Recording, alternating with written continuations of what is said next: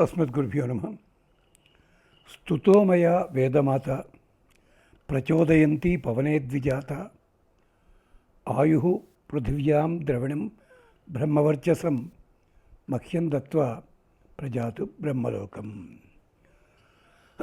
భగవద్బంధువులారా, వేద పాదస్తవం జైమిని మహర్షి కైలాసంలో పరమశివుణ్ణి ఆరాధిస్తూ చేసిన స్తోత్రం నారద పురాణంలో 73వ అధ్యాయంలో ఉన్నాం మనం. అక్కడ 83 నుంచి మనకి 89, 90 శ్లోకాల దాకా కూడా ఋగ్వేదము, వాజసనేయ సంహిత, నమకం చమకంలో ఉన్న ఒక మంత్రంలో ఉన్న పదాలతోటి వరుసగా శ్లోకాలు ఏర్పడ్డాయి.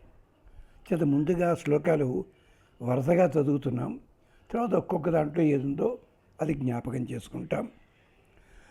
అక్కడ ఇంతకుముందు చెప్పుకున్నది ఏమిటంటే, కీటా నాగా పిశాచ ఏనకేవా భవే భవే తవ దాత మహాదేవ భవామ శరదశతం.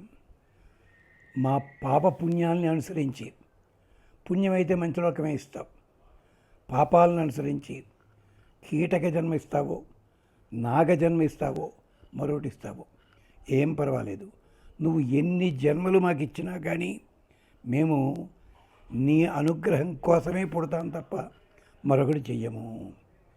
అదే కదా ధూర్జట అంటాడు, ఏ వేదంబు పఠించలూత భుజగంబు ఏ శాస్త్రములు చూచే తానే విద్యాభ్యసనం పొనర్చెక్కరి.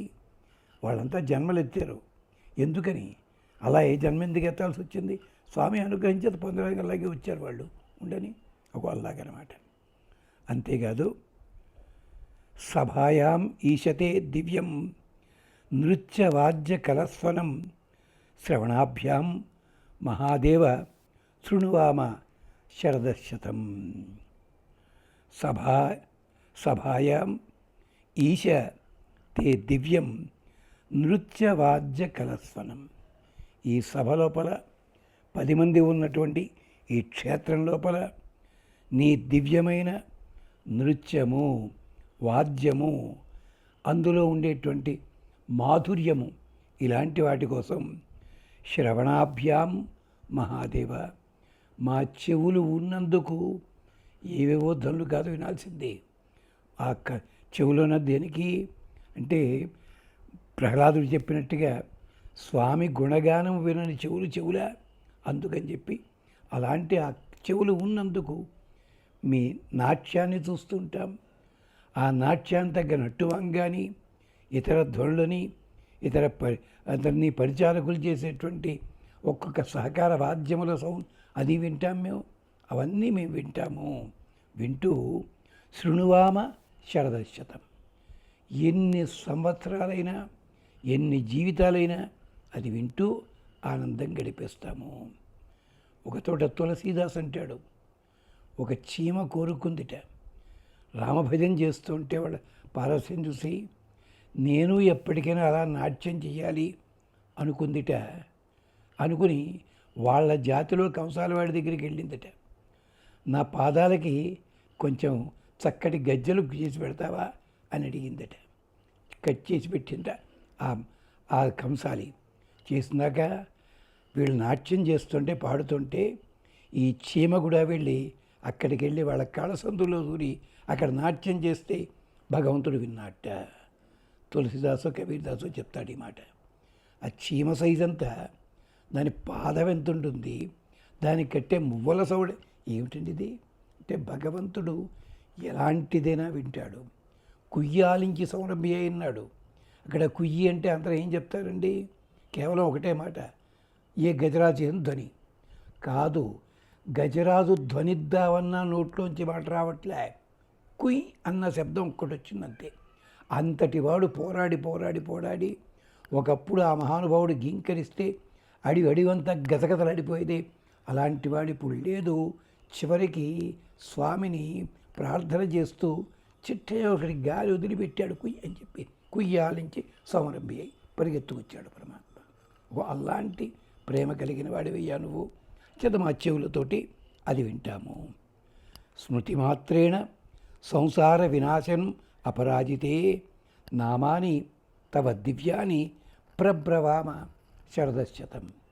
నీ దివ్యమైన నామములని మేము ప్రబ్రవామ మనస్ఫూర్తిగా మనసారా చెప్తూ వెడతాం, మాట్లాడుకుంటూ వెడతాం, చెప్తూ ఉంటాం. అలాంటిది ఎందుకని స్మృతి మాత్రేణ తలచితే చాలును సంసార వినాశనం అపరాజితే.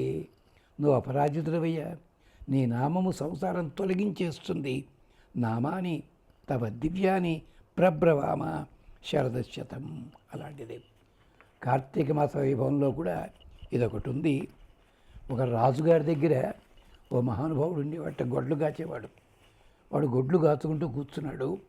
వేసంకాలం వచ్చేసింది. తెచ్చుకున్న నీళ్ళన్నీ అయిపోయాయి, సగం సగమే ఉన్నాయి. ఒళ్ళంతా చెమటలు పట్టేస్తున్నాయి. ఏం చేయాలో తెలియలేట కూర్చున్నాడు ఒక చోట, ఓ బండరాతి మీద. కూర్చునేసరికి దూరం నుంచి ఎక్కడి నుంచో సువాసన వస్తుందట. ఏమిటా వాసన అని వెతికాడు. తుక్కు తుక్కంతా పడింది ఆ రాకులు. నేను దాంట్లో చిన్న గంధం ముక్క దొరికిందట. ఎవడో గంధం ముక్క పారేశారు అక్కడ. మన వాళ్ళు కూడా సాఫ్ట్వేర్ కంపెనీలు పెరిగిపోయిన తర్వాత అన్నీ సగం సగం పడడం, అవతల పారేస్తుండే పాపం.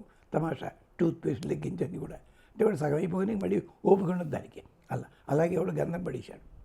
వాడు ఆ గంధం చెక్క తీసుకుని ఎంగిల్ నీళ్ళు పట్టుకుని ఆ ఉన్న కూర్చున్న చోటు ఉంది కదా పెద్ద బండరాయి, దాని మీద పోసి ఇలా ఇలా ఇలా పామెట్ట గంధం వస్తుంది. గంధం రాసుకుని ఆనందపడే లోపల వాడి ప్రాణం పోయింది. తరువాత ఒక సుక్షేత్రానికి రాజు అయ్యాట. ఏమిటయ్యా ఈ గొడవ అని అడిగాడు నారదుణ్ణి భక్తుడు. లేదయ్యా, అది అగస్త్యుల వారు స్థాపించిన శివలింగము ఏనాడో కృతయుగంలోనూ అది కాస్త భూమిలో కప్పడిపోయింది, అడవిలో తేలిందది. ఆ దాని మీద కూర్చున్నాడు మనవాడు. శివలింగం అని వాడికి తెలియదు. ఈ గంధపు చెక్క ఉందే, ఎక్కడి నుంచో వచ్చింది అది. అది కాస్త వీడి గంధం ఇలా పావితే గంధం సమర్పయామి అన్న ఫలితం వాడికి వచ్చింది. అందుకని వాడు రాజు అయ్యాడు, తర్వాత యక్షుడయ్యాడని చెప్పి కథంతా చెప్తాడు. ఇది స్కాందంలో పద్మంలో కూడా ఉంది. అలాగా స్వామి, నీ సేవ ఏ రూపముగా చేసినా కూడా సంసార వినాశనం అపరాజితే. అక్కడ కూడా వాడు శివశివ అని లేదు, కష్టం వచ్చి శివ శివ శివ అనుకుంటూ ఒళ్ళంతా పూసుకున్నాడు. అది అంచేత అలాంటి దాని చేత ప్రబ్రవామ శరదశతం. అలాగే తరువాత శ్లోకం చూడండి. ఇషు సంధాన మాత్రేణ దగ్ధ త్రిపుర దూర్జటే ఆదిభి వ్యాధిభి నిత్యం అజీతాస్యామ శరదశతం. నువ్వు బాణాన్ని ఎక్కువ పెట్టావో లేదో త్రిపురాసురులు మట్టి అయిపోయారయ్యా. అది విశేషం. ఇషు సంధాన మాత్రేణ దగ్ధ త్రిపుర దూర్జటే. 3 పురములు కూడా దగ్ధమైపోయాయి. దూర్జటి అంటే జడలు ధరించినవాడ. సాంబార్ హెయిర్ స్టైలు క్యాలెండర్లలో ఉన్నట్టుగా మంచి విగ్గు పెట్టుకున్నట్టుగా ఉండవు. ఈ ముందు భాగం అంతా ఖాళీ, వెనక భాగమే ఉంటుంది. అది ఆయనకి దూర్జటి. అలాంటి వాడు నార్త్ ఇండియాలో అలాంటి స్వరూపాలు మనకు కనిపిస్తాయి. సరే, సౌత్ ఇండియాలో ఇలాగే ఉంటుంటాయిలేండి. దూర్జటి. వాడు ఎవడో అడిగాడు, రాముడికి కృష్ణుని మీసాలు ఎందుకు ఉండవండి అని చెప్పి. ఏం చెప్తాము, మీసాలు ఉండకపోవడానికి కారణం ఉంది, వాళ్ళ రూపాలవి అంచేత. సరే, దూర్జటే అజీతాస్యామ శరదశతం. మేమంతా కూడా ఆనందముగా అది ధరిస్తాము, స్మరిస్తాము. అలాంటి త్రిపురాసుర సంహారం చేసిన నీకు నమస్కారము. దీని విశేషాలు మళ్ళీ ఇంకో భాగంలో చెప్పుకుందాం. అంతవరకు స్వస్తి.